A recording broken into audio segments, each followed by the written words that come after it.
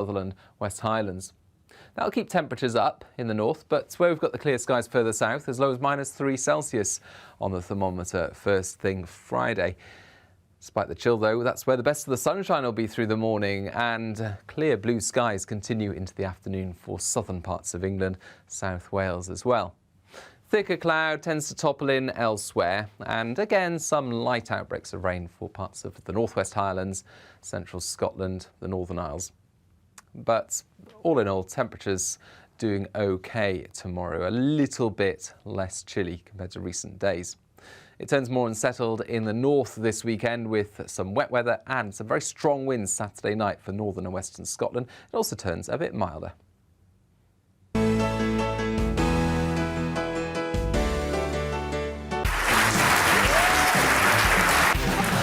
My name is Andrew Doyle. Join me every Sunday evening at 7 p.m. for Free Speech Nation. This is a show where we address current affairs and news stories of the week with the help of two wonderful comedian panellists. I brought in comics because I want to give it a lighter edge, and also they work for less. See you there.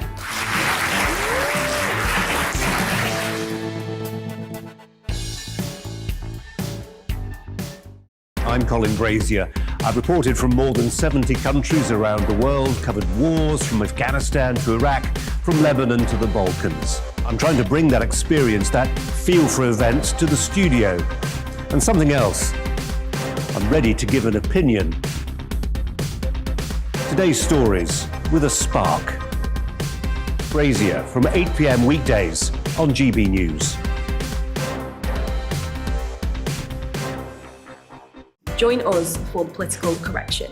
We're here every Sunday to correct politics and put you, the people, back in charge. We talk about all areas of the United Kingdom, including Northern Ireland. Our debate goes way beyond the Westminster Village. It's about the real country. It's about your opinion. So please, we want you to tell us what you think. This is the political correction. Every Sunday morning from 10 a.m. here on GB News.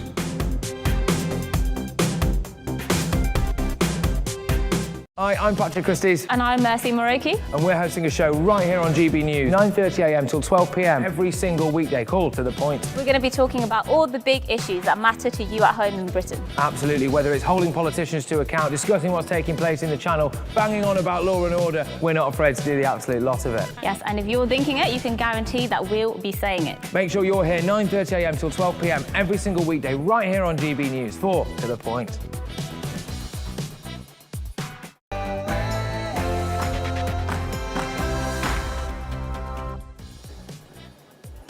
Hello and welcome to The Briefing, live again from COP26. But don't worry, it's not all about COP today. The Tories are in trouble with some of their worst headlines for a long time. Looking across the front pages, it looks like Boris made a bad call yesterday. We'll be talking to Richard Tice, the leader of Reform UK, about the Tories' attempts to stitch up processes within the House of Commons. Also, we'll be talking to the Scottish spokesperson, the Scottish Lib Dem spokesperson on net zero. Is it even achievable? Is it realistic? And the media have been fibbing about COVID. We'll be providing a COVID corrective with Christopher Snowdon of the Institute of Economic Affairs. Such a big show today, so much to talk about. Join us in 5 minutes after the news.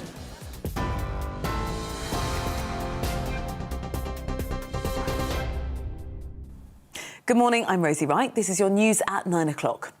Cervical cancer rates are almost 90% lower in women who had the HPV vaccine as children. A study published in The Lancet has shown and looked at incidence rates in those who had the jab when they were at school. Well, they found that those in their 20s who had the dose between the ages of 12 and 13 were far less likely to develop the disease compared with those who were unvaccinated. Cancer Research UK described the findings as historic. The Prime Minister is facing mounting pressure after the delaying of the suspension of the Tory MP Owen Paterson, who broke lobbying rules. Opposition MPs and even some of Boris Johnson's own party say it's one rule for them and one rule for us. The Standards Committee had recommended a 30-day ban for Mr Paterson for the breach. The vote yesterday is to change how MPs are disciplined. Labour leader Sir Keir Starmer has accused the government of wallowing in sleaze and voting to let off one of their own. The other thing, of course, the government knows is that if you change the process while one of your friends is in the process, that corrodes public trust. And the old adage about shifting the goalposts applies here, that Tories have been in power for 11 years and not before one of their friends was subject to this scrutiny and a quote-unquote trial did they think it was time to change it. Australian police are expected to charge a 36-year-old man with abducting 4-year-old Cleo Smith. She was taken from her family's tent in Australia more than 3 weeks ago. She was found alive and well in a locked house yesterday morning. Police have also released their recording of the moment they discovered her. I got her. I've got her. Hey, Bobby. Bring the camera in. Hey, come here. Come here. I've got you, Bobby. What's your name? You're alright. What's your name? What's your name, sweetheart? My name is Cleo. Your name is You're alright, Cleo. Bobby. Hello, Cleo. More than 40 countries, including the UK, have pledged to quit using coal, the single biggest contributor to climate change. The commitments were made during the COP26 summit in Glasgow following a UK-led coal-to-clean power transition plan. Countries including Poland, Vietnam and Chile have vowed to phase out coal power in the 2030s. Poorer nations have until the 2040s to make the transition.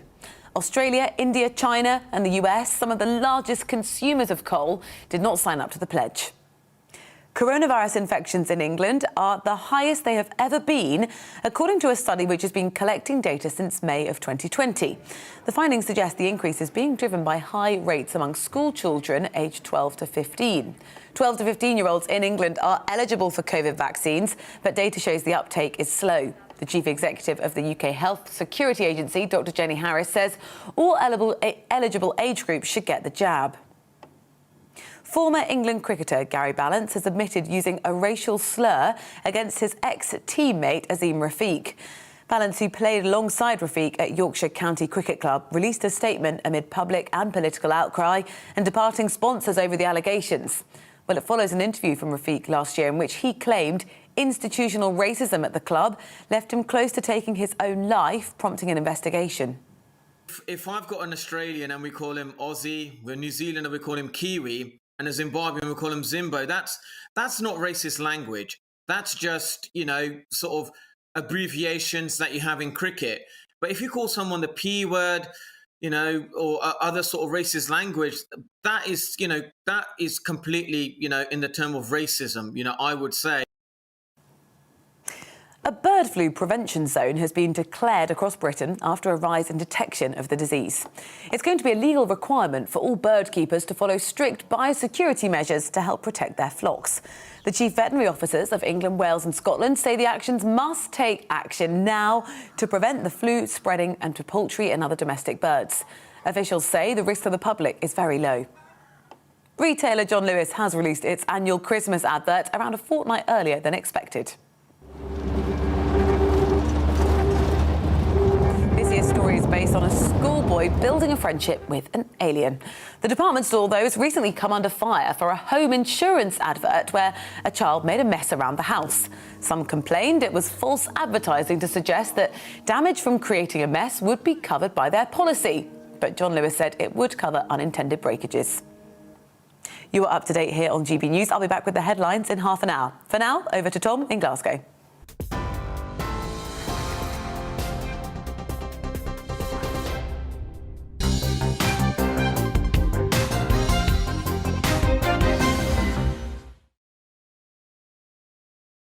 Here in Glasgow for another day of COP26. Today it's all about coal. While the UK has basically eliminated coal-fired power generation in our domestic economy, many other countries still rely on it as their primary source of electricity. How many will follow the UK? That's the question of today.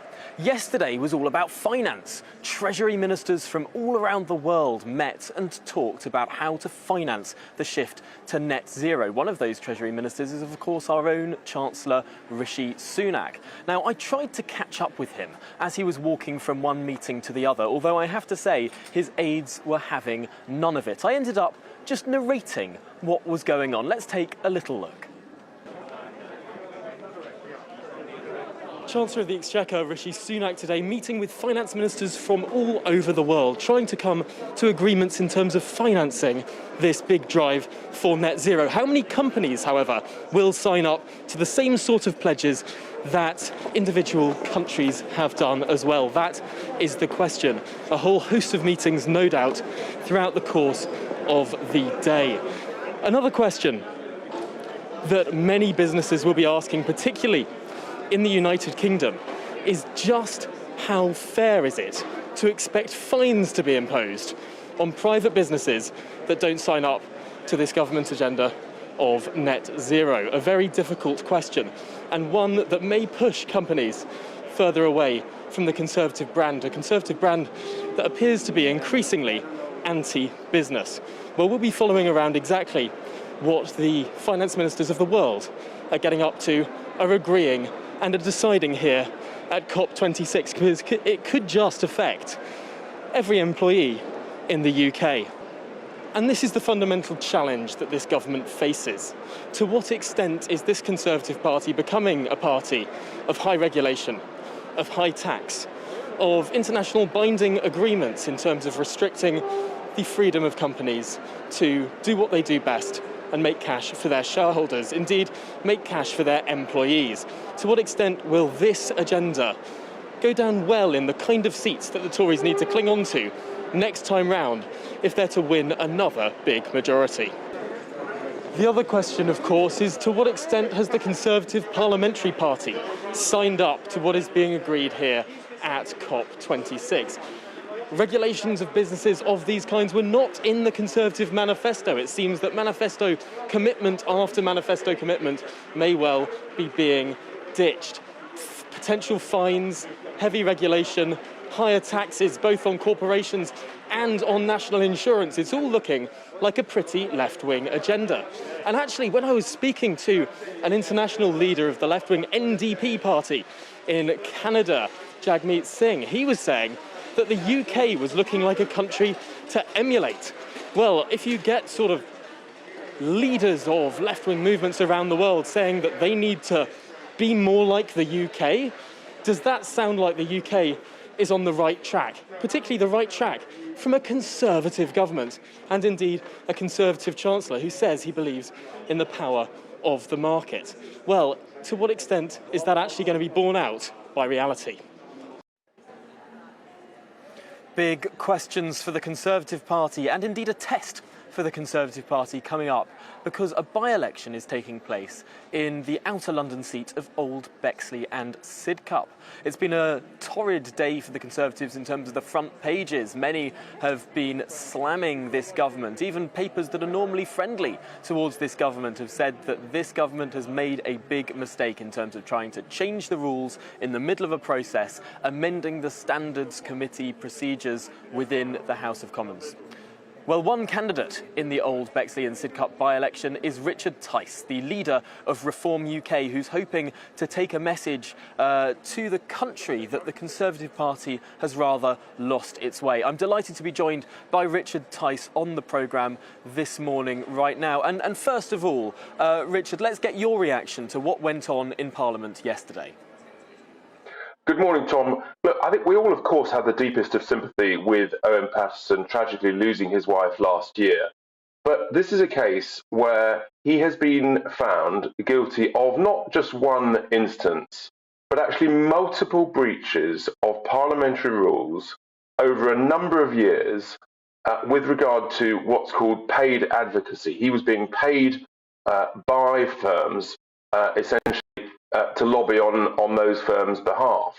And he was found to have breached multiple rules, not only by the Parliamentary Commissioner, who then produced her report for the Standards Committee to review it and for them to come to their conclusion, their recommendation to the House, and they came to the same conclusion. And what's happened here is that essentially the Tory MPs, they realise that, yes, he's broken the rules, but they don't want another by-election. And so they're trying to find any way possible to avoid that. I think that's what's gone on there. They're essentially marking their own homework, Tom, after the event. And the hypocrisy of it is quite extraordinary. It really is. And do you know what? I don't often agree with Angela Rayner, but I think she was right when she said in the Commons that it turns out with a previous case regarding sexual harassment, the Tories said that they couldn't change the rules retrospectively. But when it comes to cash for access, and one of their own MPs who's been found guilty, not just by the Commissioner but also by the committee, all of a sudden they can change the rules retrospectively. And I think it stinks. I think it's very sleazy. And I think people across, not only in the constituency that I'm standing in, but across the country, will find this really reprehensible. And it's, we do hold our MPs to a higher standard, Tom. Of course we do. And they have rules. They know what the rules are. And look, some of them are very technical, and occasionally they slip. This isn't just technical. This was multiple breaches.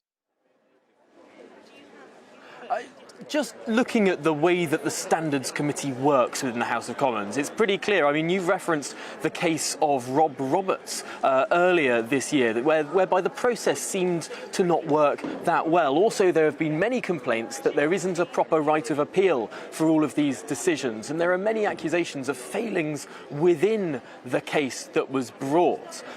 Do you see there's an argument here that the system should be reformed, that the current way that standards are assessed within the House of Commons is inadequate, and potentially the better way round to do things would be to let this case go through under the old system and then bring in a new system that more people can have faith in?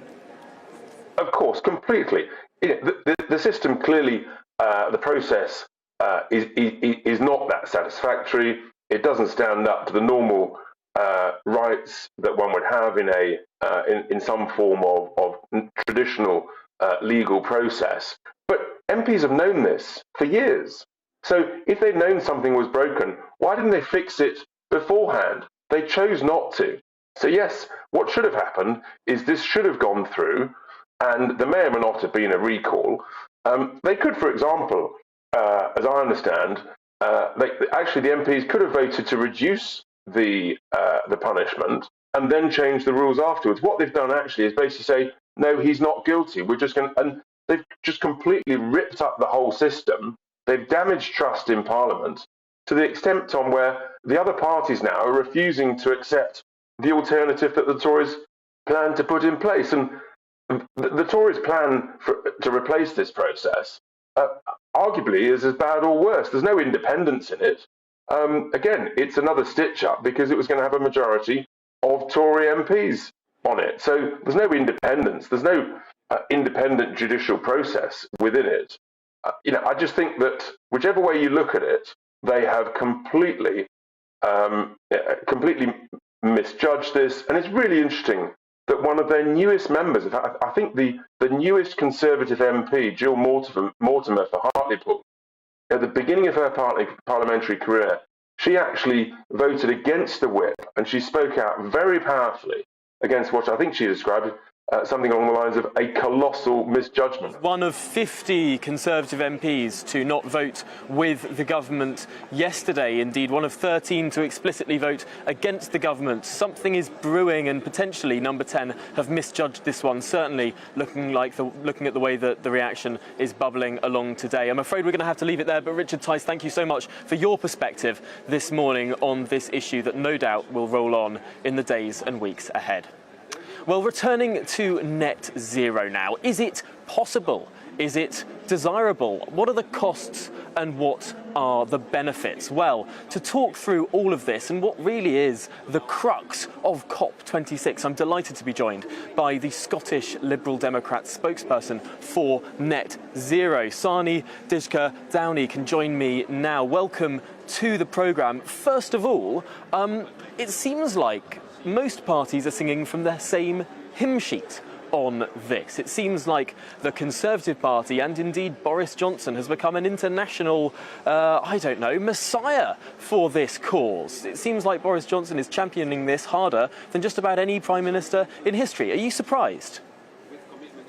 Well, good morning, Tom. Well, right now in Glasgow, the world is coming together to try and solve an existential problem for humanity. And it's right that everybody is pulling in the right direction. The key goal of COP26 is what's been described as keeping 1.5 alive. And that means securing global net zero by 2050 and keeping the Earth from warming more than 1.5 degrees Celsius since the start of industrial times. And that's important because that will stop the worst effects of climate change from happening. And so in order to do that, everyone, but especially the biggest emitting countries, including the UK, must reduce their greenhouse gas emissions dramatically, largely through phasing out the use of fossil fuels. But right now, the commitments that we have... Is the UK one of those biggest emitting countries? The UK is responsible for 1% of global emissions, a figure that's fallen by almost half over the last 30 years. Is it fair to talk about the UK as if it's up there with the Americas and the Chinas and the Indias of this world? Yes, absolutely, because if you look at the last 170 years since the start of the Industrial Revolution, the UK is actually the 8th biggest emitter. So actually, all of the greenhouse gases that are currently in the atmosphere have been produced by the biggest emitters over time. So it's absolutely right that the UK takes a big role in leading forward. But right now, the UK and Scotland's targets are not ambitious enough to achieve the goals that we need. And the governments are not even meeting these unambitious targets. So there is a lot of work to be done to scale up the ambition, but also to come up with clear roadmaps in the near term, with near-term milestones for actually delivering the targets. And that is what Liberal Democrats will continue to push for. Now, I've heard this historic emission argument quite a lot over the last week here in Glasgow. And so what I did was I looked up the numbers, and it turns out that in terms of the entire history of the United Kingdom, the amount of carbon that has been emitted by this country accumulatively since the start of the Industrial Revolution up until now is actually smaller than the amount that China has emitted, China alone, in the last 10 years. That's the scale of the difference. Does it matter that China isn't here and all that we do, even if we eliminated every single little bit of carbon from our economy today, that would only reduce global emissions by 1%? Does it matter that China is not at the table here? Well, I think we all need to work really hard to bring the biggest emitters to the table, and that does include China. And I'm really heartened to see the US being really present. I saw John Kerry at a number of events yesterday working really, really hard because clearly the US are a big emitter as well. But look, there have been some really significant announcements in the last few days. For instance, the commitment by 100 countries to end deforestation by 2030, 100 countries signing up to cutting methane emissions by 30% by 2030, and today's announcement, 40 countries moving away from coal in the 2030s and 40s. And I haven't been through the detail of that yet, but it's obviously a step in the right direction. But it's going to be really important that the UK and others will now work hard to bring some of the biggest coal users and some of the biggest emitters like China on board too. There's no doubt about that. But these are undoubtedly positive developments. The question is, though, whether these changes come quick enough and whether the changes are actually implemented. And remember that COP26 is a moment in time, and what happens afterwards is at least as important. So I think we, as a developed country with a responsibility, a historic responsibility for our emissions, need to play our part in getting the biggest emitters to the table to make a difference globally. Well, Sanny Dykstra-Downey, thank you so much for joining us on the briefing this morning. We really appreciate your perspective on this issue as well. Well, let's move on now, because of course it's not just the UK that's represented here at COP26. Indeed, politicians and representatives from across the world have been descending on Glasgow to put forward their cases, their issues, and have that seat at the table here where the UN is really deciding the next future, the steps for the future with regard to climate change. Now, one of those international politicians is the Premier of Newfoundland and Labrador, Dr. Andrew Furey, and I caught up with him just a couple of days ago here at COP26 and asked him, firstly, why did he cross an ocean to come here to Glasgow to talk about climate change? Well, it's a crisis, and we all know that we all need to, as leaders, work together in order to tackle real change, not just words, but change, in order to afford an opportunity for future generations to inherit the planet that we love. Now, you lead a coastal part of Canada, and there are particular problems that your part of the country faces. Can you talk us through those? Sure. In addition to the obvious ones like coastal erosion and how it impacts communities, we're really concerned about the carbon sink that occurs off our coast, in particular in the North Atlantic. We know that oceans are responsible for carbon capture of about 50% of the planet. The currents off our coast in particular represent about 30%. And why we're concerned about that is right now what's happening is warm water and cold water collide right off the coast of Newfoundland and Labrador. And what happens is it drives the warm water down 2,000 meters or so, and it takes carbon with it. But as the cold water is now starting to warm, as the ice melts, a couple of things are happening that we may see a reversal of that trend, and we could get even carbon exposed into the environment. So instead of not being even a carbon sink, it could be potentially a carbon eluder. And it makes sense when you think about it. The ice is melting, so the temperature is changing. It also changes the acidity of the current, and that could lead to significant problems. And I don't think that it's truly been built into the model, if the modeling that's occurring here around the world in terms of carbon, if that is indeed going to happen, a reversal of that trend. What's your message then to world leaders? How do you potentially stop or reverse that damaging trend? And I think we all need to work together. I think we all need to make sure that it's not just in developed countries, it's in developing countries. This is a global issue at the risk of stating the obvious, and it needs to be a global solution. We all need to make sure that therefore we are working as developed countries to support underdeveloped countries, to make sure that the low and middle income countries have the resources that they need to move away from a carbon-based economy and towards carbon-free solutions. Now, the UK likes to boast of how much it's cut emissions over the last 30 or so years. Since 1990, the UK has cut emissions by over 45%. By comparison, since 1990, Canada's emissions have actually gone up. Why does Canada seem to be a bit of a laggard when it comes to the G7? Yeah, well, I mean, Prime Minister Trudeau set aggressive targets moving into the future. Of course, we are a resource-based economy, and we are an oil and gas producing country. But we recognize that this is a time of transition and you need to move away from that. And so I'm comfortable and confident that with the Prime Minister's leadership that we can move towards those aggressive aspirational targets, and they won't be aspirational anymore, they will actually be met. What does moving away from coal and gas and oil mean for Canada? For Canada, we're looking at other opportunities. We're very fortunate in my province that we have an abundance of hydroelectric capacity, for example. So these are providing green solutions and alternatives to other areas that are still relying on coal. So we're developing an electrical grid for the Atlantic region of Canada that's using hydroelectric capacity to allow other provinces, my adjacent provinces, to move away from coal and bunker crude as a source of electricity. That's a huge piece for us.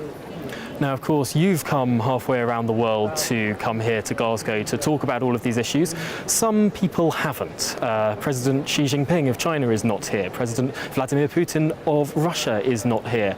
Will that damage this conference? I don't think so. I mean, I think that this is indeed a global conference with a global message. And people who are part of the global community can hear messages without even being here. So I think it's important, though, that we recognize that, as you've said, that these two countries represent a large portion of the carbon footprint that we're currently emitting, and they need to be part of the conversation. Here or listening, it's just still a part of the conversation. Dr. Andrew Fury there, Premier of Newfoundland and Labrador, talking about Canada at COP. Well, there's other news on the agenda as well. We don't want to stick to COP all of the time because COVID has reared its ugly head in terms of what other broadcasters have been saying. And this has really raised some eyebrows, particularly with me this week. Let's take a look at what CNN said to the Prime Minister on Tuesday. And we can see that CNN said that case numbers are spiking. That was their charge to the Prime Minister. But it's not just CNN. Yesterday, Sky News said that the coronavirus epidemic is escalating by the day. And yesterday as well, the BBC said that cases are rising in school-aged children. The BBC there on national television saying that cases are rising amongst children. Well, what's actually happening to cases? What's the real picture? What does the data actually tell us? Well, as we can see here, English cases have been falling, not rising, for 2 weeks.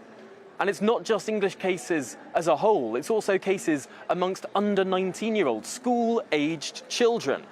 They've been falling for 2 weeks now too, as we can see on that graph.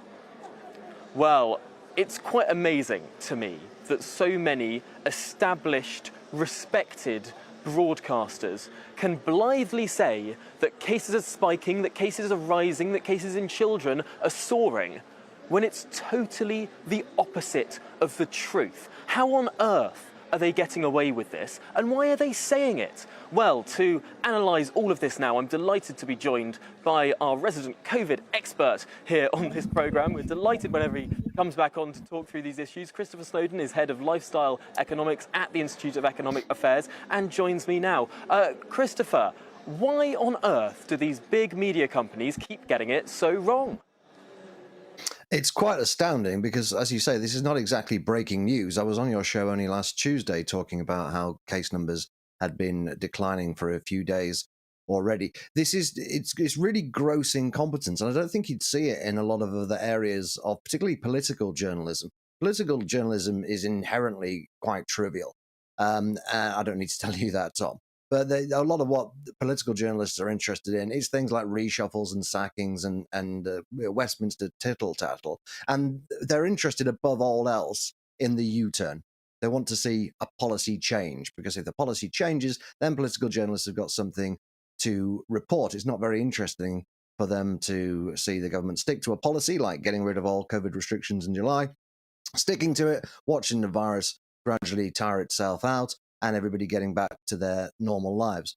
And so there's this kind of, I guess, an assumption that things are always getting worse, but there's no excuse for it. This data is freely available to anybody who wants to see it online. It has been for well over a year now. And to get it wrong, when case numbers have been falling, as you say, for nearly 2 weeks, to go on and say the exact opposite, it's the equivalent of a sports journalist saying that Ronaldo plays for Chelsea. It's the equivalent of a political journalist thinking that Theresa May is still prime minister. In other words, it wouldn't happen because these people would be derided by the viewing public and by their peers. They get away with it in this instance because it seems to be some kind of assumption. If something involves science or mathematics or statistics, then you can't expect humanities graduates to really get a grip on it. And even Van Tam in that BBC interview you mentioned didn't actually correct the presenter when she quite wrongly said, I think to be fair to her, she was reading out a message from a viewer, but should have put that straight. And why did the viewer think that in the first place? Why was the viewer so misinformed? Well, the public are massively misinformed in this because the media keep telling them things that are not true. And the media loves to report it every time that cases tick up slightly, but they never report it. They never report it when the cases come down. And I've been trying to provide a bit of a corrective on this programme, but sadly it doesn't seem to have been cutting through that much. We saw from Sky News, from CNN and from the BBC there all this week getting it horrendously wrong, 180 degrees the wrong way. But there are other examples too. Take the Daily Mirror, for example, which has said on Tuesday that 293 deaths happened on Tuesday, which is pretty extraordinary. The Evening Standard said exactly the same thing. The headline was 293 deaths, the highest since February. We can see that on our screens now. But why am I getting annoyed at these organisations reporting what the deaths figures were? Well, when the NHS released those deaths figures, they also released this data issue warning. It said that on Monday, no deaths were reported, so Tuesday's data included deaths from not 1 day, but 2 days. The 293 figure was not deaths from 1 day, so that 1 day did not have the highest number of deaths since February. This was combining multiple days. Now, Chris, how did these two established, respected newspapers get away with those kind of headlines when literally on the data release, the NHS issued a data warning? Well, it's a good question, isn't it? People wonder whether this is just incompetence or whether it's malicious, deliberate scaremongering. Of course, bad news always sells more than good news. I mean, the rolling average for deaths is 150 a day, roughly speaking. So you can hardly say that's good news anyway. There's really no need to gild the lily in that respect. What you've got there is actually two things. One, the point you mentioned, which right at the top of the website where all this information is made available to people, it specifically says that there's a data issue with this, and read the message, which you've just shown there. But also there's the issue that it was a Tuesday. There's always far more deaths reported on a Tuesday because the NHS doesn't report very many deaths over a weekend. So there's this backlog, and Tuesday and Wednesday you always see a disproportionately large number of deaths reported. Over the weekend, I think there was one day when there was like 13 deaths because nobody reported that, and quite rightly so. You shouldn't be looking at the deaths reported on odd days like this. You want to be looking at the rolling average. But the result of this is various people, the usual suspects on Twitter, will say, oh my word, there's 300 deaths a day. This is absolutely terrible. We're back to the February levels of mortality. Not true. And of course, as I say, they're not going to report it when it goes back the other way. And again, the net result is that the public is systematically misinformed about pretty basic statistics, which, as I say, anybody could find. This is not a new issue. I mean, we're nearly 2 years into this pandemic for a startup. The dashboard, the coronavirus dashboard from the government, has been available for well over a year. Anybody who's paid any attention to these statistics knows that there's always a much, much greater number of deaths reported on a Tuesday and indeed a Wednesday, and you shouldn't rely on that. You should look at the rolling average. This is really basic stuff. Yeah, you expect activists on Twitter to get it wrong. I know people have been messaging me saying that, oh, we've got the highest death rate in Europe. Not true. We've got the highest case rate in Europe. Also not true. But for established journalists, newspapers and broadcasting organisations to get it so wrong, and also, crucially, when they're called out on it, fail to apologise, is pretty damning. Well, Chris Snowdon, thank you so much for your analysis this morning on The Briefing. We really appreciate it. It's always a really interesting segment when we look at how COVID is reported in the rest of the media. Well, that's it from me this morning in Glasgow from The Briefing. Up next is To The Point with Patrick Christys and Mercy Moroki. So stick around for that, but first, here's the weather. Hello, good morning. It's another cold one out there for many of us. A touch of frost in places this morning, but plenty of sunshine where we see the lowest temperatures. Still some coastal showers about today, but with high pressure starting to build in from the west, fewer showers and isobars a little bit less packed together, so less windy as well. All in all, a brighter and drier day for many, certainly more sunshine around for much of central and eastern parts of the UK. Still, though, some showers feeding into the east of England on this brisk cold north wind and West Wales as well as Cornwall. 1 or 2 there for Scotland.